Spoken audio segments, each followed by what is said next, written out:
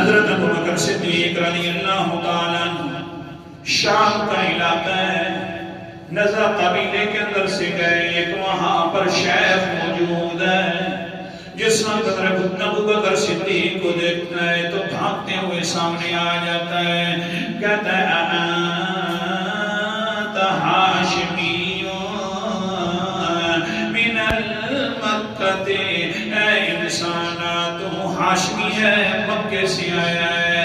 حضرت ابو بکر صدیق فرماتے ہیں نام جی ہاں چچلی واقعات میں ہاشمی ہوں، میں مکہ سے آیا ہوں۔ آگے سے کہنے لگے اچھا یار تیری کنیت جو ہے ابو بکر صدیق ہے، ابو بکر ہے۔ حضرت ابو بکر فرماتے ہیں جی ہاں میری کنیت ابو بکر ہے۔ فوراً آگے سے کہتے ہیں یار اللہ کا واسطہ ہے مہربانی کر اپنا کرتا جو ہے اللہ اکبر کبیرہ اپنے پیٹ مبارک سے اتاری نہ تھوڑا سا۔ حضرت ابو بکر صدیق نے پیٹ مبارک سے اپنا کرتا دل اتارا تھوڑا سا، دائیں طرف دیکھ کر کہتا ہے ہاں واللہ هذا الحق ہوا، مجھے اللہ کی قسم ہے یہی اور حق اور سچ والا وہی بندہ موجود ہے۔ حضرت ابو بکر صدیق فرماتے ہیں چچا جی کیا کہہ رہے ہیں من هذا هو الحق ہوا، کیا مطلب ہے یہ جو الفاظ کہہ رہا ہے؟ آگے سے کہتے ہیں یار تجھے پتہ نہیں ہے تیرے تو اس دل کی مثالیں بھی تورات کے اندر موجود ہیں، انجیل کے اندر موجود ہیں، تیرے ایک ایک دل کے بارے میں اللہ تعالیٰ نے بیان فرما دیا۔ آخر کار نظام مصطفیٰ کا خلیفہ بننا تھا۔ اللہ اکبر، نہیں سمجھ رہے؟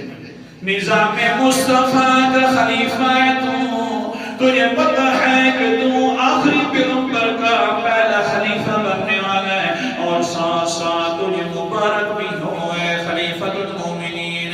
حضرت ابو بکر صدیق فرماتے ہیں اللہ کی قسم ہے مجھے تو پتہ ہی نہیں تھا کہ دائیں طرف پیٹ کے اوپر میرا دل بھی موجود ہے کہ نہیں ہے۔ حضرت ابو بکر صدیق کو پتہ نہیں ہے، لیکن جو حضرت ابو بکر صدیق کو جنہوں نے دیکھا نہیں ہے ان کو بھی پہلے سے پتہ موجود ہے۔